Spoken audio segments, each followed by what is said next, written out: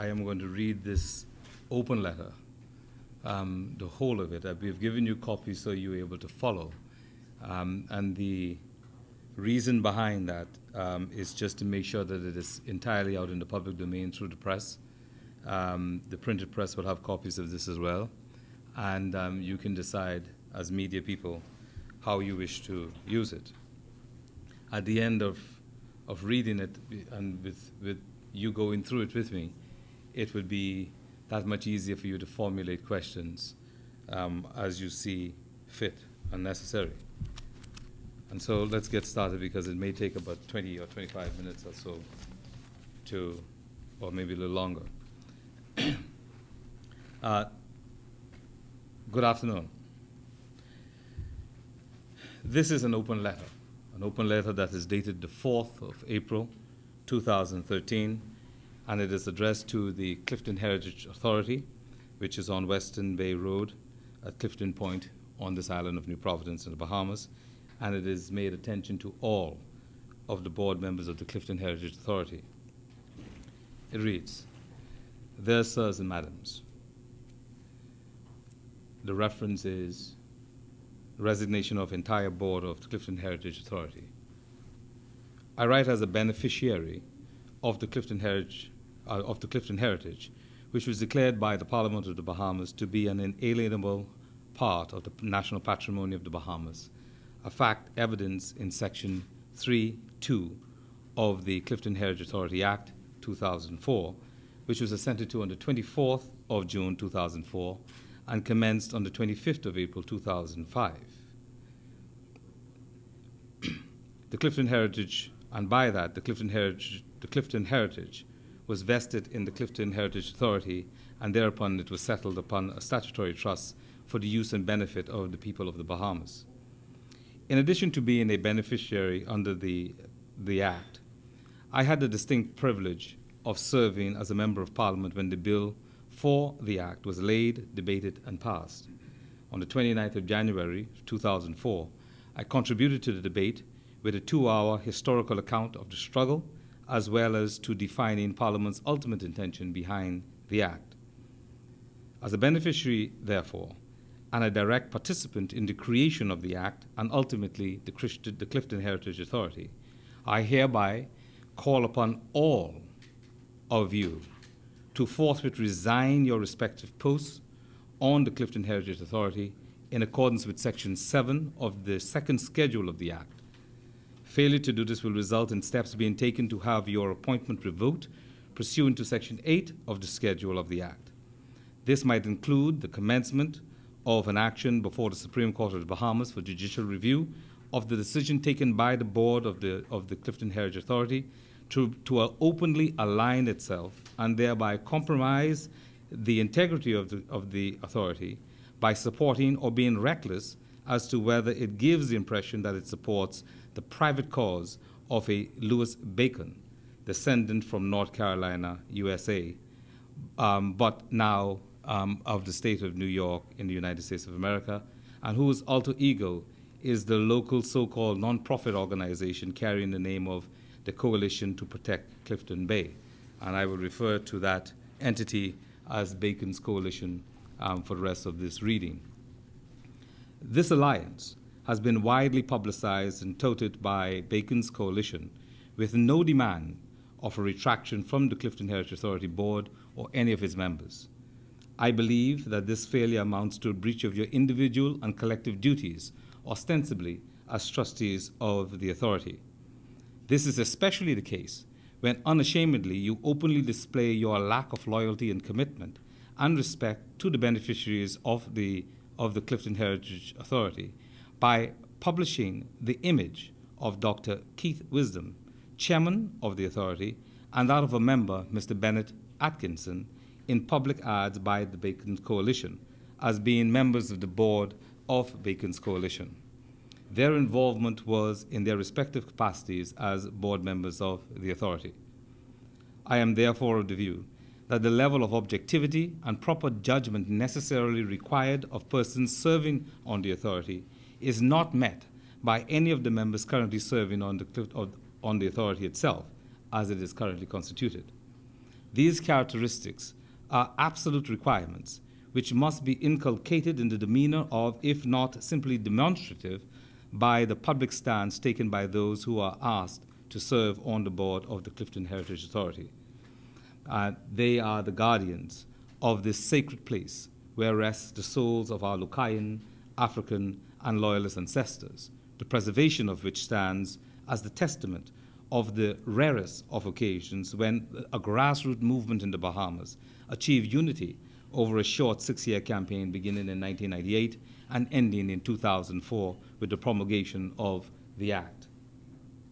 That grassroots movement, led by a harmonious quartet of Bahamians, Ms. Sam Duncombe, Reverend Dr. C.B. Morse, Mr. Vivian Wiley, and me, was endorsed on the 30th of March 2000 by the current Prime Minister and Minister of Finance of the Commonwealth of the Bahamas, the Right Honorable Perry Christie, who was then leader of Her Majesty's official opposition, when he spoke from the shores of Clifton and committed himself and his Progressive Liberal Party to stopping the development of a luxurious gated community that the then governing party of the Free National Movement, led by the Right Honorable Mr. Hubert Ingram, had intended to approve at that time.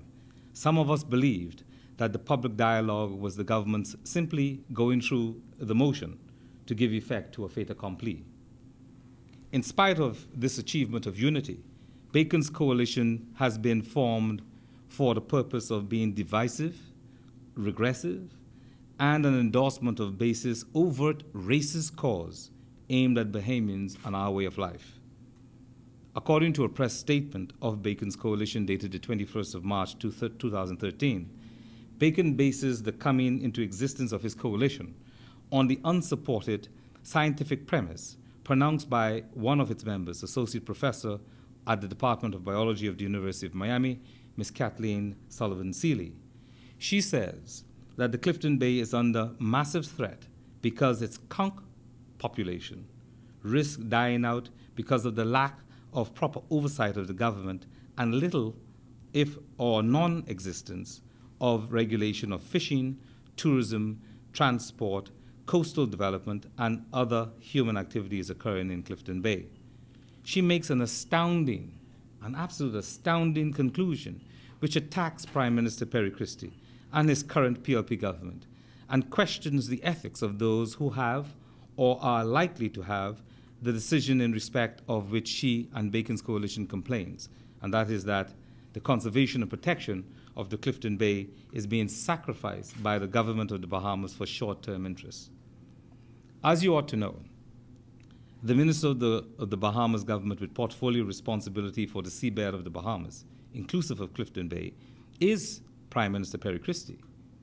He is also the Minister with portfolio responsibility to have relations with the Clifton Heritage Authority, on whose consultation the Governor General would have made the appointment of each and every member currently on the Clifton Heritage Authority. Mr. Christie is also the leader of the Progressive Liberal Party, which since the late 1950s became the primary political organization that championed the cause of the black majority of the Bahamas toward political and economic equality. I was appalled. I was absolutely appalled and grossly offended by the full-color double-trunk advertisement that appeared in all of the dailies last week that was sponsored by the Bacon's coalition, when it stated that Bacon's coalition was, and I quote, which was to shortly be announcing a series of financial grants of existing Bahamian organizations with whom they will be partnering and the uses of such grants. I believe that Bacon's coalition is fully funded by Mr. Bacon himself. Not only is the Clifton Heritage Authority listed as a member of Bacon's coalition, it is listed as one such entity that is partnering with Bacon's coalition. A close inspection of the advertisement and website of Bacon's coalition reveals that Bacon's real target in the premises is the premises of his neighbor, Peter Nygaard. That hidden agenda is found under the heading Reversing Harmful Development Impacts on Sims Point/Nygaard Key, close quote. With this in mind, the Clifton Heritage Authority's receipt of or any of its members of or any agreement to receive money from Bacon and his coalition on the condition that he specified in the advertisements compromises any position now taken by the Clifton Heritage Authority in relation to the Clifton Bay area or Clifton itself. At best, such positions are subject to a high degree of suspicion that necessarily requires the greatest amount of scrutiny. Could it be that the Clifton Heritage Authority is signing off on Bacon's agenda to return from the grants, in return from the grants of monies to it or any of his members? Matters are made worse by the fact that his hidden agenda neglects to mention or otherwise hides the fact that in 2005 to 2006, Bacon unlawfully constructed a boat basin on the Life Key property known as the Point House, where he is said to live when he's in the Bahamas. That boat basin was suspiciously constructed underneath the house so that one could not be seen boarding, loading, or offloading the vessels that dock there. You are to note that when the boat basin was being built, I was serving as the Bahamas Ambassador for the Environment and Chairman of the Bahamas Environment, Science and Technology Commission. In those capacities, and according to the policy of the government at that time, such activity would have required my direct involvement and approval prior to any permits being issued under the Conservation and Protection of the Physical Landscape of the Bahamas Act of 1997 for the construction of that boat basin. Not only can I definitively state that I did not issue any such approval, in December of 2010, documents were tabled in the Bahamas Senate by the current Attorney General, Senator the Honorable Mrs. Alison Gibson, that confirmed that no approval was given by any government agency at that time for Bacon's construction of the boat basin and the secretive underhouse dock. Now, accordingly, your attack on Peter Nygaard and the Prime Minister in relation to the standard area of the south of Nygaard's premises falls foul, in my opinion, of the rules against public discourse on issues that are sub judice. The primary issue of the ongoing proceeding before the Supreme Court of the Bahamas in Action number 1447 of 2011 is whether, as a matter of law, the said standard area accumulated there was by way of accretion, as opposed to what amounts to reclamation of land from the seabed. This Supreme Court action, which remains extant before the Supreme Court of the Bahamas, is known by Bacon, or ought reasonably to have been known by him and his chief spokesperson of the Bacon's coalition, Mr. Fred Smith. I believe the actions of the Bacon's coalition to be contemptuous and unlawful, in that it is clearly attempting to excite popular prejudice against Mr. Peter Nygaard in the proceedings of Supreme Court Action number 1447 of 2011. The reality is that Bacon's coalition was only formed by Bacon after he had been turned back and rebuked for his outrageous lie at the Audubon Society in New York in February of 2013 on the occasion of him being awarded with a prestigious award for environmental leadership. He lied when he said that he was the leader of the said grassroots movement 14 years ago, which led the saving of the Clifton heritage. I see the formation of Bacon's coalition as his desperate attempt to co-opt the Clifton Heritage Authority to serve his hidden racist agenda, along with leading environmental organizations and persons by flaunting his huge cash grants to the Clifton Heritage Authority and those persons and other organizations. It is no mistake that he has used a name that is very close to the original body, that is, say, the Coalition to Save Clifton, that championed the cause 14 years ago, which has now risen again in the form of Saving Clifton again, to push back on his attempt to revise and rewrite our history. In fact, this offer of money to the Clifton Heritage Authority, and maybe even its members, as set out in the petition of Bacon's coalition, amounts, in my view, to bribery and contrary to the provisions of the Prevention of Bribery Act 1978. And you can see the details of his petition on the website that is indicated in the letter. Now, although Bacon would have you believe that the purpose of Bacon's coalition is to save the conch in Clifton Bay, what he has posted on the website clearly shows that they wish to bar all Bahamians from using any of the coastline of Clifton to fish off of the rocks or by boat, or otherwise to use Clifton Bay for recreation. From what I can see, particularly with the installation of fencing and gates that are kept continually locked to cordon off certain parts of the Clifton Heritage Authority, to keep our people out of utilizing the facilities, I have every reason to believe that the Clifton Heritage Authority has agreed with Bacon on some, if not all, of what his coalition has set out in their various publications. Further, the callous bulldozing of wetlands at the northern side of the Clifton Heritage Authority evidences ignorance in environmental terms or simply disregard for the environment, both of which feeds the rumor that certain parts of Clifton is being offered to Bacon for purchase so that he can give effect to keeping Bahamians off of the Clifton heritage. This state of affairs cannot be allowed to stand. The fact that Bacon claims to be the owner of a 50 million sprawling palatial fortress called the Point House, aka the Rocks, on the northern side of Clifton Bay in Lyford Key, taking up more than 1,000 feet of the northern side of Clifton Bay, should not have missed your collective knowledge. During his acceptance speech at the Audubon Society, Bacon said the most reprehensible thing one can say in Christendom when he said that, and I quote, "In times of questioning of self-doubt, I reach for the Holy Book for answers."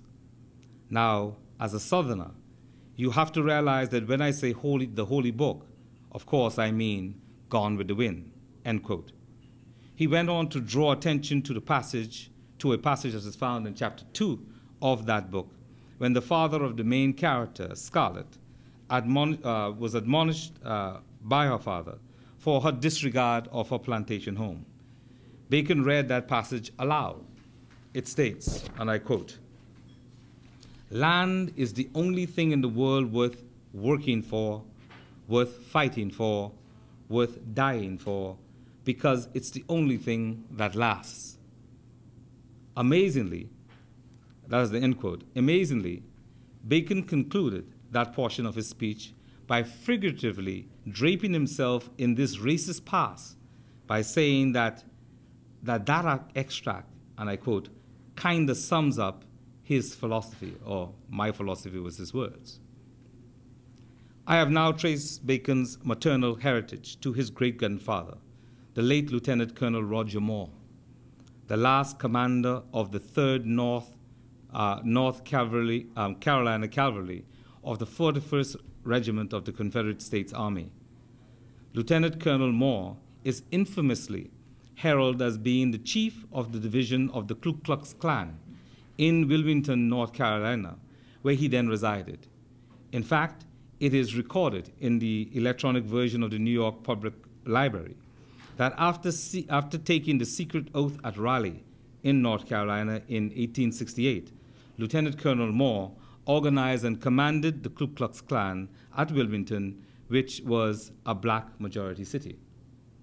Now, believed to be the commander of the general organization of the Secret Committee of 9, a white supremacist group led by Alfred Moore Waddell, Bacon's great-grandfather, Lieutenant Colonel Moore, was intricately involved in the Wilmington Massacre of 1898, when more than 100 black people were killed simply because a Wilmington-based organization called the Committee of Colored Citizens refused to commit and to shut down a black-owned newspaper. With the recent purchase of the Orton plantation in North Carolina, which used to be owned by the family of Mr. Bacon in early 1700s, we believe that Bacon is attempting to resurrect his racist heritage in hopes to continue the same wherever he goes, including the Bahamas. Now, with this in mind, I would say that the chickens of Bacon's heritage, through his actions of trying to rewrite the history of Clifton and extinguish its heritage by writing black people right out of it, are simply coming home to roost. With a heritage such as his, I can see why Bacon would demonstrate so comfortably through his utterances at the Audubon Society, why he would, in 2013, openly show his disdain and dislike of black people or anything that seeks to revere us. A man's past is as much a part of whom and what he is, unless he publicly condemns the acts of his forebearers. Bacon has not simply neglected to condemn his great-grandfather for what he represented or stood to support. He has overtly praised those unacceptable attitudes in his acceptance speech at the Audubon Society Award ceremony. I conclude that Bacon is not only a reprehensible revisionist who has found out who has been found out. He is an unashamed and bold racist with his eyes on owning and controlling our Clifton heritage. After all, it is widely known in the literary world that Gone with the Wind is considered a book which glorifies the right of the American South to keep their plantation system and their slaves. An excerpt from a critique by In Ivory Live Journal, which is found on the World Wide Web, supports this conclusion, and I will quote this. It's quoted, "Gone with the Wind is a racist, revisionist Southern apologetic. Not just racist in a, well, it was written in 1936, so what do you expect kind of way, but offensively, horribly racist, even by the standards of the time in which it was written. Margaret Mitchell, that is the author, was a wealthy debutante in the post-South, raised with the bitter taste of defeat still in the mouths of her Confederate grandparents. And her novel was, as novelist Pat Conry, who wrote the preface of the 75th anniversary edition, says, a clenched fist raised to the north, an anthem of defiance. And there's a quote that is very hard for me to say because they're writing it in, I guess, slave terminology. It says, God Almighty, Miss Scarlett, scared to go running around in the dark by myself. Suppose the Yankees get me. Of course, a writer can write from the viewpoint of Southern slave owners who, of course, would be racist and view black people with, at best, benevolent paternalism without her character's attitude necessarily being her own. But it's very apparent that Mitchell was wholly and uncritically sympathetic to her antebellum ancestors. The Old South was a graceful, chivalrous land where slavery was not a horrible and oppressive institution creating generations of misery and oppression, but a divinely ordained means of preserving racial harmony. And for all that Mitchell, like her characters, probably considered herself to be kind and affectionate to all African Americans she knew personally, there isn't a single black character in the book who isn't an ignorant, semi-human ape, which is literally how they are described. Even beloved Mammy is repeatedly compared to a monkey. From Margaret Mitchell's version of history, one would get the impression that the only negative thing about slavery was that some slaves were unlucky enough to have mean owners, who were almost always of Yankee descent, since the only really evil people in the book and the only white people who actually mistreated blacks are Yankees. And that is the end quote from that critique.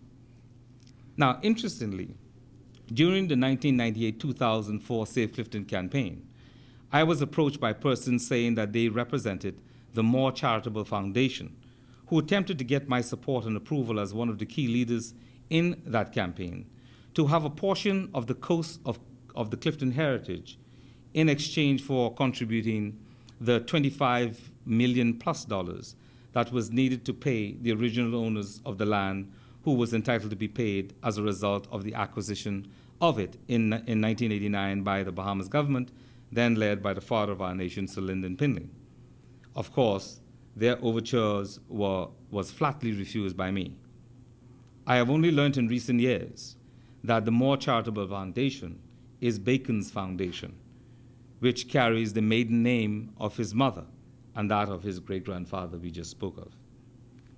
Bacon will soon learn that the words of my holy book always comes to pass, for the words therein is truly the only thing in this world that will last.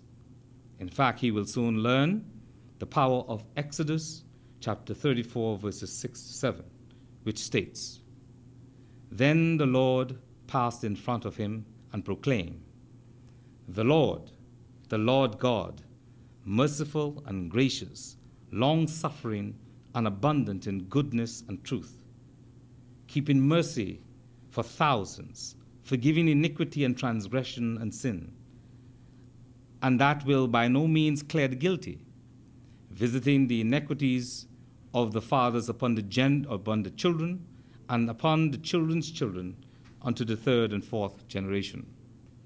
In this regard, I can announce that I have commenced discussion with local bodies, those in the United Kingdom and in the United States of America, to explore and implement legal action and lobby effort to parliaments and Congress of those countries and all others where he does business and own homes, either in his personal or business capacities, either as more capital fund or more charitable foundation, for reparations against any family business associated with the wealth he boasts, either from the days of the African slave trade to the days of Jim Crow in the United States to the recent meltdown of the mortgage markets in the United States, in which it is reported that black people there had an unusual share of the losses experienced. The manner in which the Clifton Heritage Authority has recently been governing its operations clearly appears to be with a view to keeping the public off of the park, or certainly restricted in terms of parts of that authority that they are allowed to have access to. This seems to be your carrying out Bacon's racist design. It is for these reasons, although not exhaustive, that we require, and I require, this existing board, the statutory trustees, to resign. It's the only honorable thing for you to do in the kind of system of governance which we laud, this Westminster. Should the board not immediately resign, steps will be taken to compel you to so resign, and I sign off on this as a beneficiary of the Clifton Heritage Authority as Code Smith. The letter is copied to the relevant authorities, that is to His Excellency the Honorable Sir Arthur Foulkes, Governor General of the Bahamas, to the Right Honorable Perry Christie, MP and Prime Minister of the Commonwealth of the Bahamas and Minister of Finance, to the Honorable Kendall Major, MP and Speaker of the House of Assembly of the Commonwealth of the Bahamas, to Senator the Honorable Ms. Sharon Wilson, the President of the Senate of the Commonwealth of the Bahamas, and to the Permanent Secretaries of the Cabinet, the Governor General, and the Office of the Prime Minister. And I will entertain questions, if there are any. Mr. Smith, I'd like to know exactly what's at the Clifton Heritage National Park right now. I think they had advertisements out for some of the key positions. Is it functioning or effective, or what's happening there now? The key positions, you're not meaning the positions on the board. No. You're talking about the operational positions. I believe that Mr. Carey, I can't remember his first name at the moment, who is the Chief Operating Officer of the authority, is about to retire. And so that post will be replaced by someone. And so they would have been advertising for, I believe, that replacement and maybe other positions. Director and assistant managing director and some key positions vacant. That's why I'm asking. I mean, but I guess that doesn't affect. It doesn't affect what I'm trying to, what I am demanding to occur. I'm saying that the entire board should now resign because what they have done essentially by aligning themselves publicly with the Bacon Coalition is to compromise the position that they are supposed to have as effective statutory trustees of this bit of land that is for all of us. And interestingly enough, it is important for me to point out that under the statute, the Clifton heritage is not for anybody, you know. The Clifton heritage is only for Bahamians. It is being held only for Bahamians. It doesn't mean that other people can't visit there, but it is only for the Bahamians, and so only the Bahamians have a right. And so I take advantage of my right as a Bahamian, and on a number of people, hundreds of people, who have and who do support. In fact, hundreds of people who will be conducting a vigil at the Clifton Heritage this coming Sunday at 3 p.m. We are going to demonstrate to all and sundry, particularly the Clifton Heritage Authority, that this land is the Bahamian people's land, and whatever it is that you might wish to do individually as a board member is your business, but you cannot carry the name of Clifton with you when you do those things. And depending on the position that you have, even if you don't call and invoke the name Clifton, it will still connote that you're bringing Clifton with you when you do these reprehensible things. And so what Dr. Wisdom and Mr. Bennett and Mr. Atkinson has done by allowing themselves to be published in the paper to take a side in an outstanding legal matter, I mean, it's amazing to me that they could allow anybody to make them do that. And so it really makes me question as to what their motives were or what could have cajoled them to do what they have now done. I remember recently Mr. Wiley mentioning that he had appealed to Mr. Bacon for, I guess, to see if for assistance, at which time Mr. Bacon said that he thought he didn't want to align himself with anything connected to slavery, per se. This would have been, I guess, some years ago. And Mr. Wiley said that publicly. How then does he get this, I guess, forefront position in the same place that he said he didn't want anything to do with? Well, I can't speak and will not speak to what Mr. Wiley would have said. I would allow him to do that whenever he comes to speak. But I can say, as I've mentioned in this letter, and I'll give a little more detail, that the people of the Moore Foundation, when they contacted me back during the struggle, did advise me that they were prepared to give this huge amount of money so that the government of the Bahamas, who was claiming they didn't have any money, so that we can pay for the land and the land would be kept in trust for the Bahamian people. They invited me to write a grant, or write for a grant, which I did. But what I wrote about was my Africanness and my blackness. And they wrote back to me like a principal or a teacher would write to you, and they crossed out every single paragraph I had that had anything to do with Africa or the fact that this place was connected to slavery by simply saying no, no, no. When I called the lady, she said that, well, the reason why we did that is because we don't want to have anything to do with slavery. Now, let me quickly say, and I would make sure that you all do not print what I just said without what I am now to say.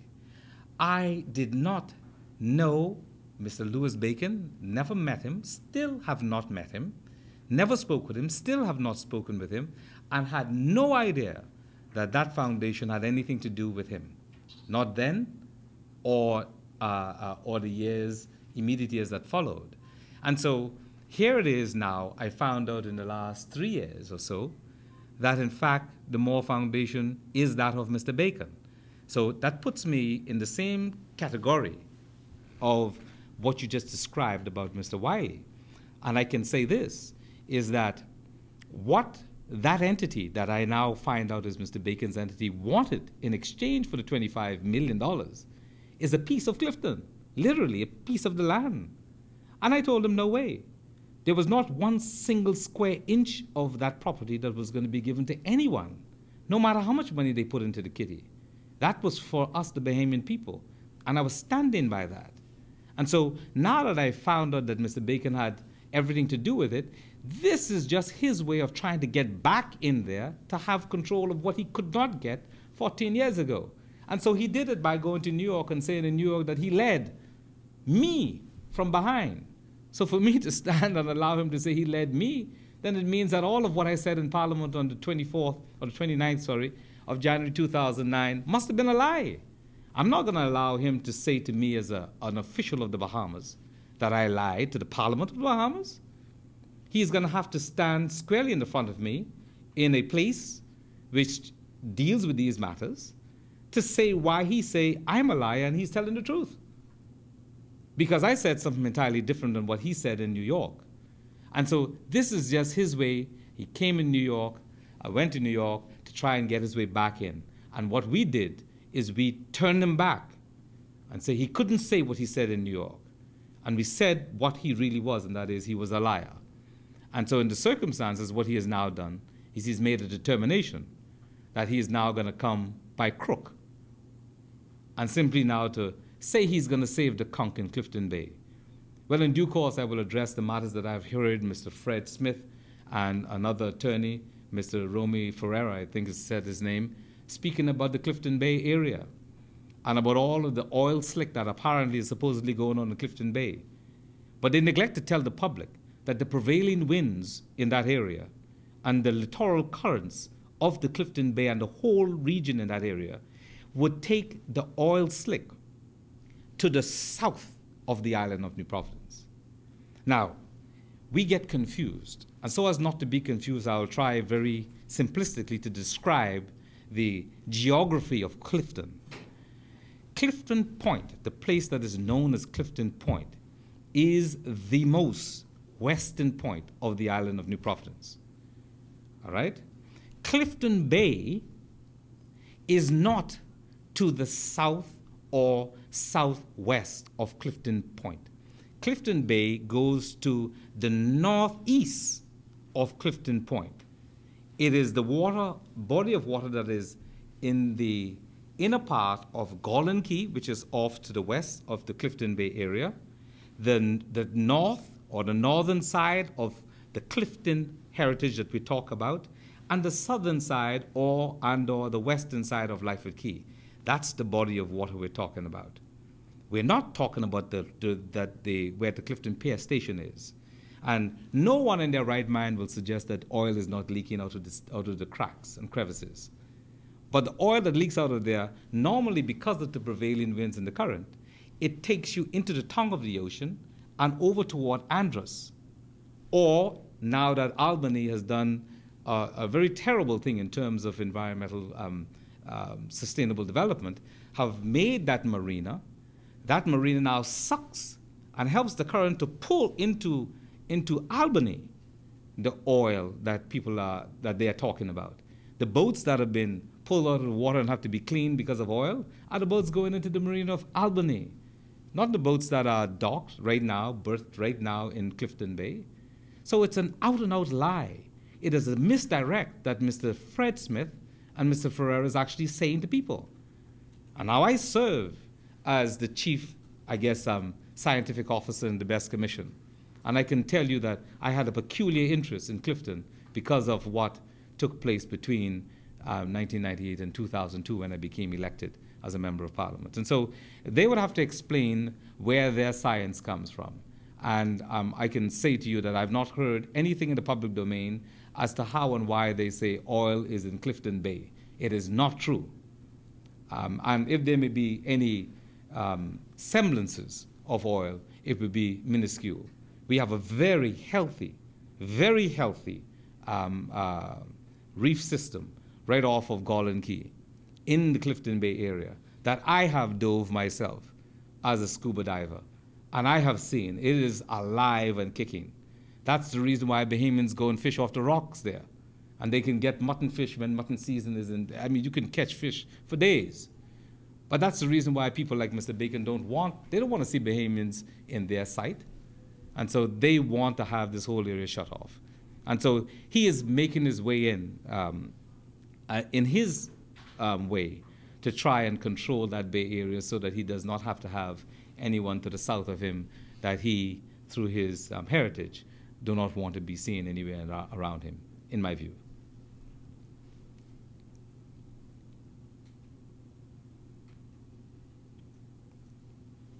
Any other questions?